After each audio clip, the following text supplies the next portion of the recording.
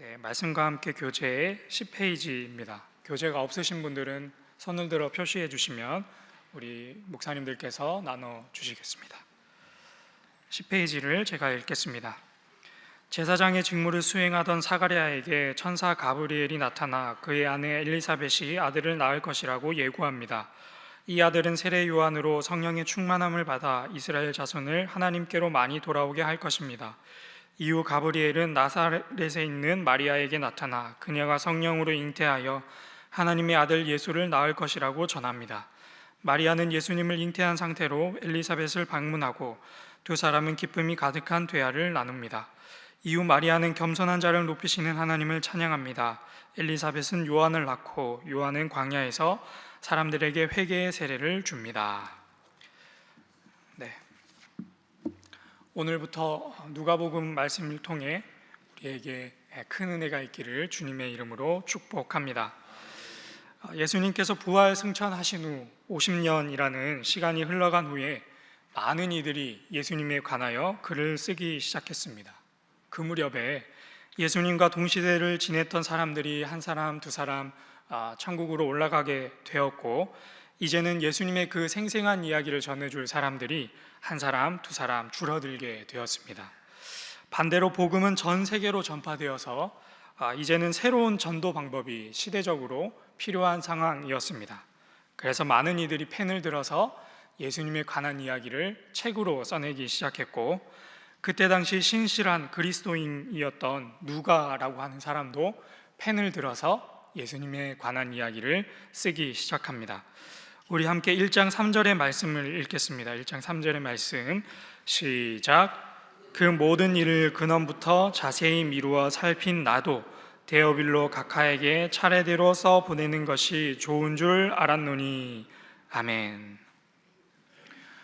우리나라 역사상 가장 뛰어난 가장 유명한 의사를 한 사람 꼽으라라고 한다면 아마도 조선시대의 허준 선생님을 꼽을 수 있지 않을까 싶습니다.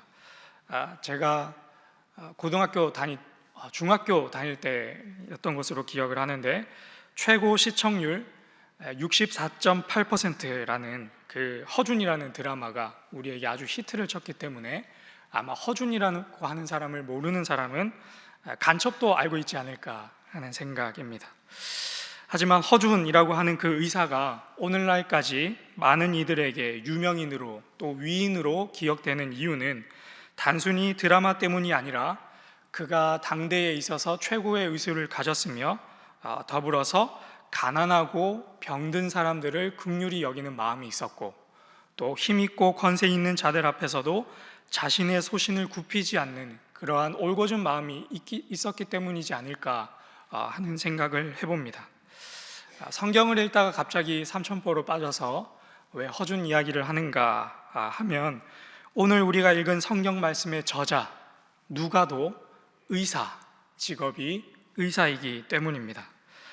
누가복음에서는 다른 복음서들과는 달리 각별하게 관심을 가지는 사람들의 부류가 있는데, 그 사람들이 어떤 사람들인가 하면 가난한 사람들, 병든 사람들, 사회적으로 소외받은 사람들, 천대받았던 여성이라고 하는 그런 사람들, 이방인들, 이러한 사람들에 대한 관심과 또 기록이 유달리 누가복음에는 많이 기록되어 있습니다. 마치 허준 선생님이 과거 시험을 보러 올라가는 도중에 가난하고 병든 자들을 긍휼히 여겨서 뿌리치지 못하고 줄을 서시오 하는 바람에 과거 시험을 보지 못하게 된 것처럼, 의사였던 누가 역시도 가난하고 병든 사람들 그리고 소외된 자들에 대한 긍휼의 마음이 다른 복음서의 저자보다 더 많지 않았을까 하는 생각을 해봅니다. 의사 허준과 의사 누가, 직업도 똑같고 심성도 비슷한 면모를 갖고 있지만 이 두 사람에게는 궁극적인 차이가 하나 있습니다. 그것이 무엇일까요? 네, 시대를 뛰어넘어 많은 사람들에게 회자되는 심의라고 하는 허준 선생이 쓴 책이 하나가 있습니다. 지금까지도 한의학을 공부하는 사람들이 참고하는, 그리고 여기에 있는 우리 모두도 익히 알고 있는 동의보감이라고 하는 책입니다. 그가 이 책을 쓰고 나서 이 책이 얼마나 많은 이들에게 회람되었고 얼마나 많은 이들에게 유익이 되었고 이 책을 통해 수많은 사람들이 병으로부터 얼마나 많은 사람들이 해방을 받았을까. 의사 허준은 동의보감을 남겼는데 의사 누가는 무엇을 남겼을까? 어떤 책을 저술했을까? 누가는 어떤 책을 남겼죠? 네, 누가는 예수님의 생애를 기록하고 예수님을 살아계신 하나님의 아들이다 라고 증거하는 복음서를 저술했습니다.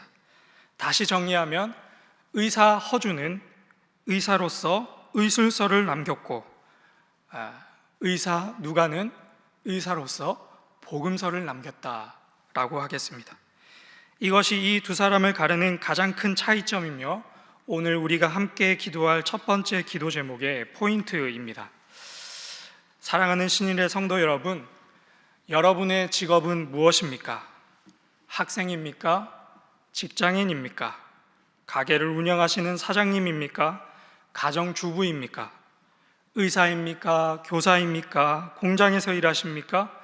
은행에서, 마트에서, 식당에서 또 그 어떤 직업이든 간에 여러분은 그 직업으로 무엇을 남기고 계십니까?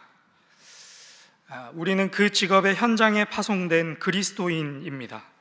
우리는 직업으로 사는 사람들이 아니라 예수 그리스도로 사는 사람들입니다. 그래서 우리는 돈을 남기는 것이 아니라 명예를 남기는 것이 아니라 그 삶의 자리에 예수 그리스도의 복음을 남기는 우리 모두가 되어야 할 줄로 믿습니다. 그래서 오늘 우리 함께 기도할 첫 번째 기도 제목은 세상 가운데 복음을 남기는 사람이 되게 하소서입니다. 세상 가운데 복음을 남기는 사람이 되게 하소서. 세상 가운데 복음을 남기는 사람이 되게 하소서. 이제 다음 말씀을 살펴보겠습니다. 우리가 방금 읽었던 누가복음 1장의 서두 부분을 제외하고 누가복음 1장은 크게 두 가지 이야기로 분류할 수 있지 않을까 싶습니다. 첫 번째로는 세례 요한의 출생 이야기, 사가랴, 엘리사벳 그 이야기. 두 번째로는 예수님의 어머니 마리아가 임신하게 된 이야기. 이 두 이야기로 크게 나눌 수 있지 않을까 싶습니다. 먼저 첫 번째 이야기를 살펴보겠습니다. 함께 1장 5절에서 7절까지의 말씀을 함께 읽겠습니다. 1장 5절에서 7절까지의 말씀 시작. 아비야 반년에 제사장 한 사람이 있었으니 이름은 사가랴요 그의 아내는 아론의 자손이니 이름은 엘리사벳이라. 이 두 사람이 하나님 앞에 의인이니 주의 모든 계명과 규례대로 흠이 없이 행하더라. 엘리사벳이 잉태를 못함으로 그들에게 자식이 없고 두 사람의 나이가 많더라. 아멘. 우리가 방금 읽은 이 본문에는 두 가지 양립할 수 없는 두 가지 이야기가 함께 기록되어 있습니다. 바로 제사장이었던 사가랴 그리고 엘리사벳이 하나님 앞에 의인이었다라고 하는 그 진술과 뒤이어 나오는 엘리사벳이 잉태를 하지 못하였다라고 하는 이 두 진술. 이 두 진술이 크게 관련이 있겠는가 싶지만 이 두 가지 진술은 신학적으로 봤을 때 절대로 양립할 수 없는 그러한 전제들입니다. 오늘날에 있어서야 출산하지 못한다라고 하는 것이 심적으로는 힘든 일이 될 수는 있겠으나 사회적으로 또 종교적으로 부끄럽거나 잘못된 일은 아닙니다. 하지만 이때 당시에 있어서 출산하지 못한다라고 하는 것은 사회적으로도 그러하고 종교적으로도 비난과 질책의 대상이 되는 일이었습니다. 왜냐하면 유대 사회는 질병을 그렇게 생각한 것처럼 출산하지 못하는 것도 죄와 관련해서 생각했기 때문입니다. 그래서 사가랴와 엘리사벳이 의인이었으나 출산하지 못했다라고 하는 것은 그때 당시의 사람들에게 있어서는 양립할 수 없는 두 가지 전제다라고 하겠습니다. 그런데 사가랴는 직업이 무엇이었죠? 사가랴는 민족의 죄를 담당하는 제사장이었습니다. 모르긴 몰라도 이런 이야기가 사람들 사이에서 왔다 갔다 하지 않았을까? 우리의 제사를 주관하는 저 사람은 하나님 앞에서 무슨 죄를 지었길래 자손을 보지 못하는가? 저 죄에 많은 저 사람이 제사장의 직분을 감당하는 것이 맞는가? 이런 이야기들이 오고 가지 않았을까? 이것이 사가랴와 엘리사벳에게 있어서 얼마나 큰 부담이었는지, 그들이 출산을 못한 지가 아주 오래 되었음에도 불구하고 12절에 기록된 가브리엘 천사의 이야기를 미루어 보아서 사가랴는 이 문제를 놓고 날마다 몇십 년 동안 주님 앞에 기도를 했나 봅니다.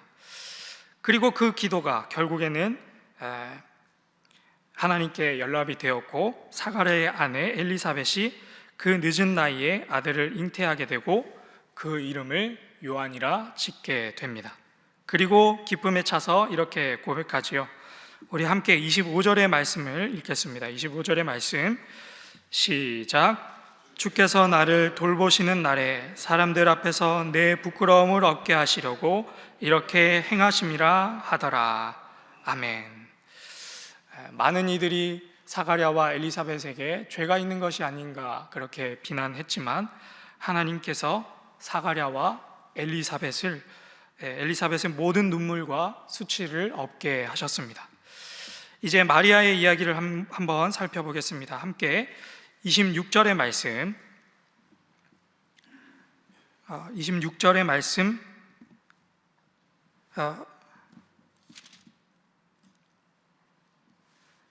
26절의 말씀을 함께 읽겠습니다. 시작. 여섯째 천사 가브리엘이 하나님의 보내심을 받아 갈릴리 나사렛이란 동네에 가서. 아멘.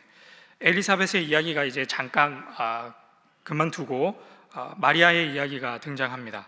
방금 우리가 읽었던 본문에서 이 여섯째 딸이라고 하는 것은 엘리사벳이 임신한 후에 이제 여섯째 딸이 되었다, 그러니까 만 6개월 된 그때를 뜻합니다. 사가랴에게 출산할 것을 예고했던 가브리엘이 이제 요셉이라 하는 사람과 약혼한 처녀 마리아에게 찾아가 마리아가 출산하게 될 것이다 라고 예고합니다. 그리고 이 예고는 우리가 알고 있다시피 결혼한 후에 정혼한 사람과 그 사이에서 출산하게 될 것이다 라는 그 말이 아니라, 바로 지금 이 순간에 남자를 알지 못하는 네가, 결혼하지 않은 그 마리아가 임신하게 되는 일을 뜻합니다. 이 이야기를 들은 마리아는 이렇게 고백합니다. 38절의 말씀입니다. 38절의 말씀 함께 읽겠습니다. 시작. 마리아가 이르되 주의 여종이오니 말씀대로 내게 이루어지이다 하매 천사가 떠나가니라. 아멘. 마리아가 이렇게 고백하는 것이죠. 그 말도 안 되는 일을 가브리엘이 하나님의 뜻이다라고 말을 하니, 마리아가 주의 여종이오니 주의 말씀대로 내게 이루어지이다. 이 마리아의 고백처럼 정말 이 말씀이 마리아에게 이루어졌고, 내일 살펴볼 누가복음 2장에서 아기 예수님이 태어나시게 됩니다. 이제 뒤이어서 39절부터 80절까지는 세 가지의 고백이 등장합니다. 먼저는 임신한 마리아가 사가랴의 집에 방문했을 때 만삭이 되어가는 엘리사벳이 마리아를 보고 외쳤던 고백, 그것이 하나 등장을 하고, 두 번째로는 46절부터 56절까지 이어지는 마리아 찬가라고 일컬어지는 마리아의 고백이 등장을 하고, 그리고 마지막은 67절부터 79절까지 이어지는 사가랴의 찬송과 예언입니다. 이 세 가지의 고백에는 공통점이 하나가 있습니다. 그것이 무엇인가 하면 기쁨과 환희와 감사가 넘친다라고 하는 것입니다. 이 세 고백 가운데 기쁨과 감사가 넘치는 이유가 무엇이 있겠습니까? 방금 읽은 마리아의 고백처럼 하나님의 말씀이 그들 가운데 이루어졌기 때문에 이 세 고백에 감사와 기쁨과 찬양이 넘쳐나고 있는 것입니다. 여기에 있는 우리 모두에게도 올 한 해를 마무리하면서 이런 기쁨과 감사의 고백이 넘쳐나게 되기를 주님의 이름으로 축복합니다. 그런데 이러한 기쁨과 감사의 고백은 아무에게나 주어지는 것이 아닙니다. 이런 기쁨과 감사의 고백, 이런 찬양은 하나님의 말씀에 끝까지 그리고 온전히 순종하는 자들에게만 주어지는 특권입니다. 생각을 한번 해보겠습니다. 하나님 앞에 의롭게 제사장으로서 그 계명과 율법과 규례대로 흠이 없이 살았는데 자식을 낳지 못하고 사람들에게 저희는 하나님께 어떤 죄를 지었길래 저러한 징벌을 받는가라는 이야기를 하루 이틀도 아니고 수십 년을 들었다라고 생각한다면 누가 끝까지 하나님 앞에서 그 말씀 그대로 순전하게 순종할 수 있었겠습니까? 그러나 사가랴와 엘리사벳은 그러한 수치와 조롱이 있었음에도 불구하고 그 믿음을, 그 순전함을 잃지 않았습니다. 마리아의 모습을 한번 보시죠.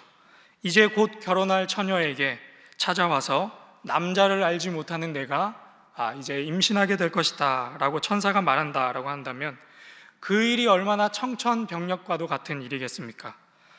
정혼자에게 버림받아도 마땅한 일이 지금 일어났는데 모든 사람들로부터 수치와 모욕과 조롱거리가 될 만한 일이, 믿어주지 못할 만한 그런 일이 일어났는데 주의 여종이오니 주의 말씀대로 내게 이루어지이다. 10대 청소년의 그 연약한 여성 마리아가 고백하고 순종하는 것이지요. 그래서 오늘 우리 함께 기도할 마지막 두 번째 기도 제목은 주의 말씀에 끝까지 순종함으로 그 기쁨을 맛보게 하소서입니다.